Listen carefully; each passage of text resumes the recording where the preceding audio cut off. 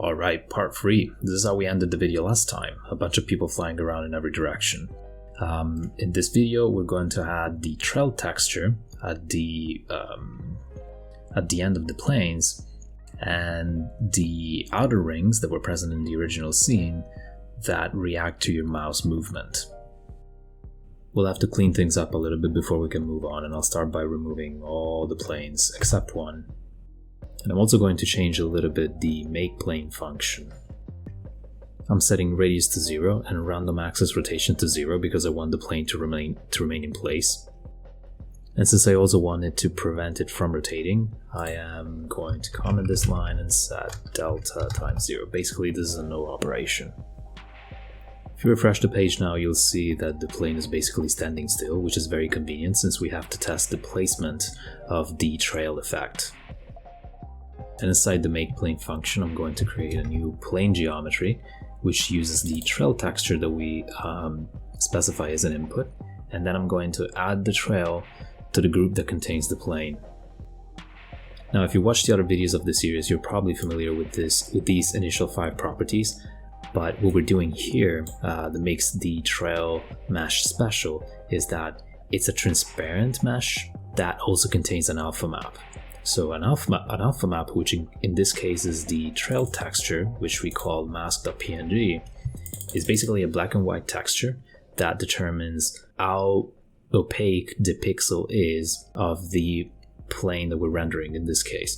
So white values means that the pixel that is being rendered will be fully opaque, whereas if it's completely dark or black, it is going to be fully transparent.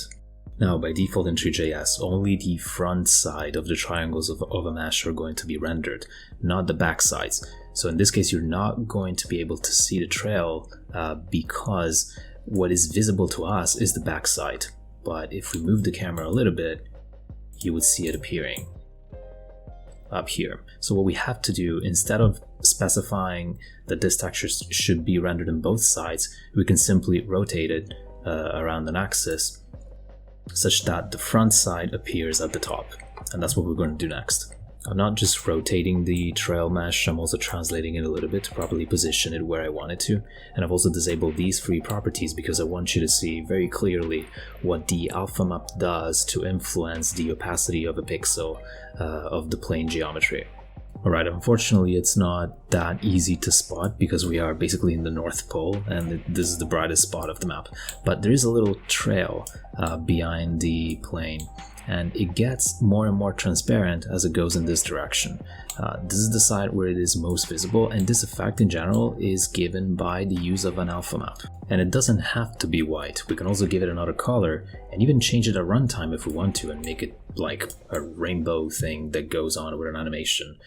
So you don't have to follow exactly what I'm doing in these videos. You can have fun and play with these values by yourself and like choose what you like most. But I'm personally not a fan of purple colors, so I'm going to comment this one and re-enable all the properties that I had down below.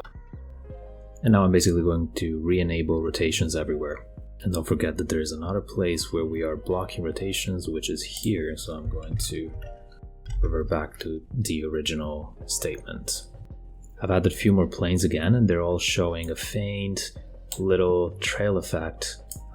It's not as visible, but I think that this is one of those little details that even if you don't notice it, it's there, and it improves a little bit the quality of the scene.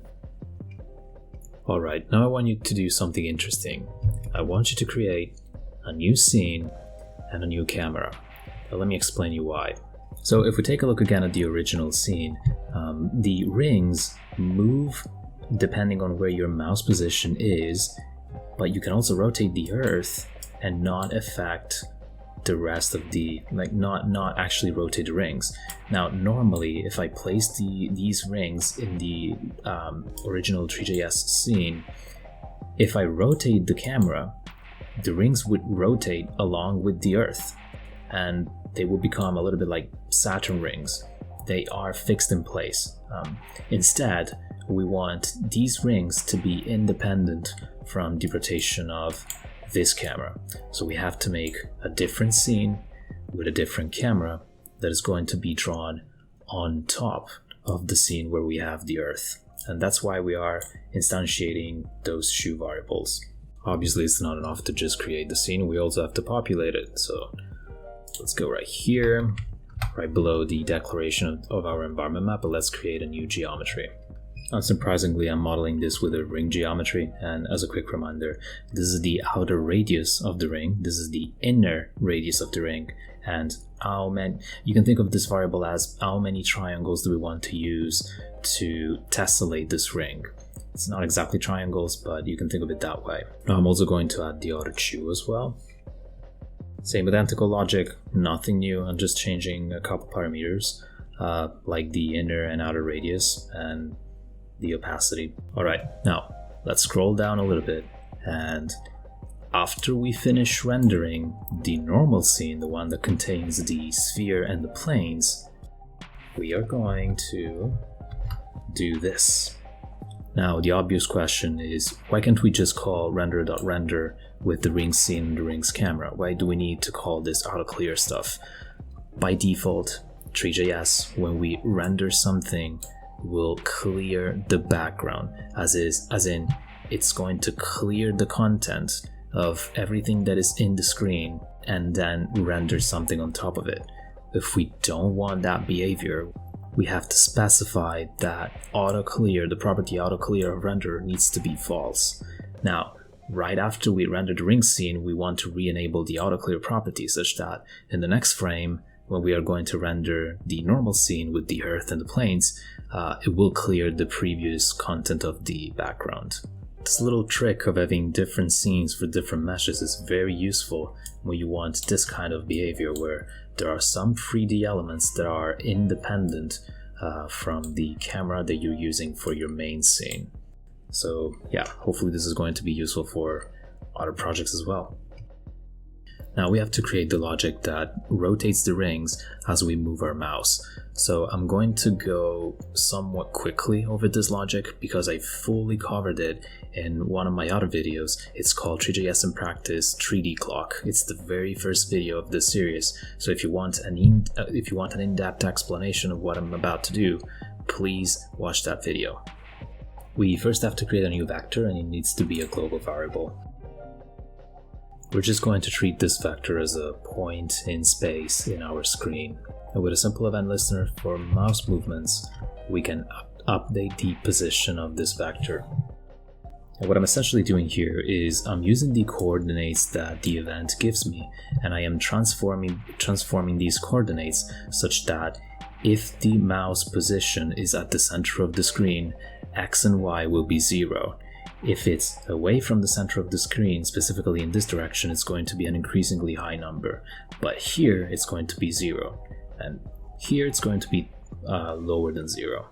I'm also scaling these values down a little bit because I'm going to use them directly when I'm rotating the rings. If I don't do that, then every time I move the mouse, the rings will rotate by 50 million, thousand, billion degrees, and we don't want that. Here comes the difficult part. Be prepared. It's arriving.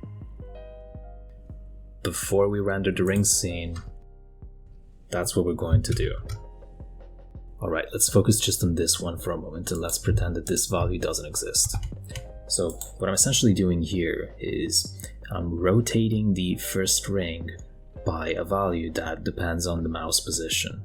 So what I'm saying here on a mathematical level is I have to decide the x rotation of this ring. How am I going to do that? And I'm going to pick 95% of the previous value that was stored in this variable, and then I'm adding 5% of mouse position.y. Now remember, we are inside the set animation loop, so this function right here is going to run every frame. On frame number 1, I'm going to pick 95% of the previous value, which for example it could be 0, and then I'm going to add 5% of the current position of the mouse, which could be 10, for example. By doing this over and over time, ring1.rotation.x is going to equal mouse position.y. And that's the same for this y value and for all the other rings. this magic number over here is going to either increase or decrease the strength of the rotation. So you can imagine that if we're using a bigger number here, the value that will eventually be stored here is going to be bigger because it's going to multiply this value. On the other hand, here I'm using a lower number, so the second ring is going to rotate a lot less than the first one, and that's the same for the third ring. Here for the third ring, I'm also using a different sign. This is basically making so that the third ring is going to rotate on a different direction than the other two.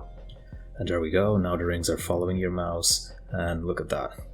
It's an interesting effect because we are also decoupling the two scenes such that we can rotate this one without affecting the other one with the rings, and it can still retain this cool effect when we move our mouse. So yeah, that's it for this video. I hope you guys liked it. In the next one, we're going to start building the animation for the day and night cycle. It's going to be a very interesting video because I'm going to introduce a new library just to do that.